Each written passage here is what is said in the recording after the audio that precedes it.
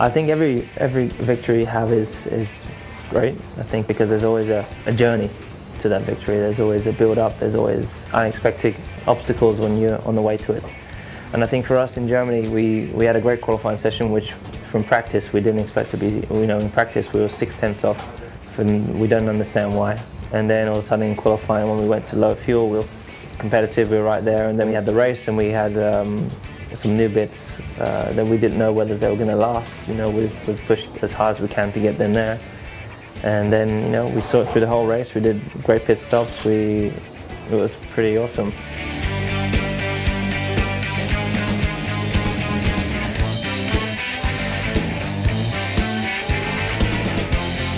Every upgrade you have influences the result, but I think for us, we only had a couple of small upgrades, and we're looking for big chunks at the moment.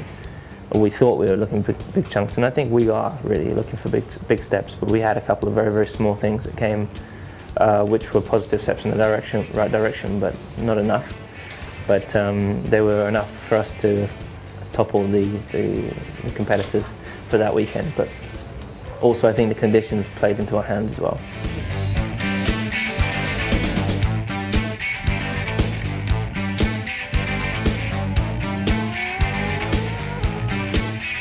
It is a very difficult circuit too. Because you're constantly turning. You don't really have many straights between each corner to get up behind someone, and so it's a little bit more like Monaco in that sense. But I think this is a track where you need to be in pole position and you need to disappear. And so we haven't had a pole position this year. So my aim this weekend is to get our first pole.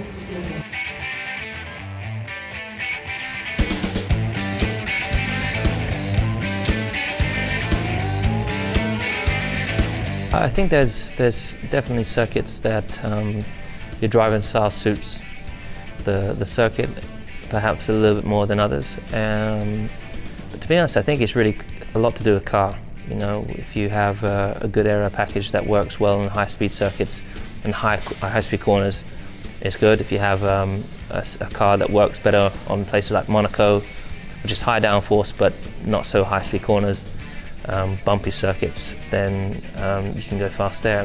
You look at, for us over the years, we've generally been quite good on places like Monaco and Hungary, the slower speed corners. When you get to Silverstone and that, we've not generally been too quick on circuits like that, which are high downforce at high speed.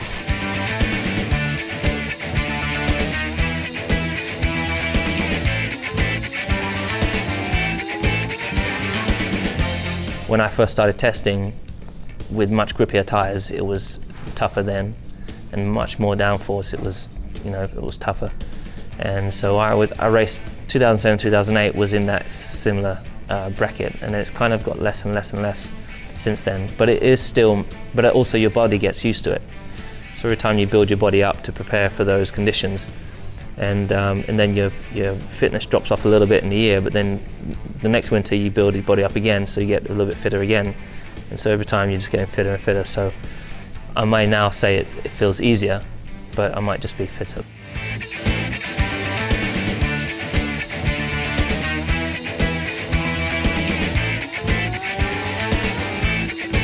Tyre degradation in Hungary is always an issue, generally because it's so hot there. The track temperature is like 40, 45 degrees or something silly.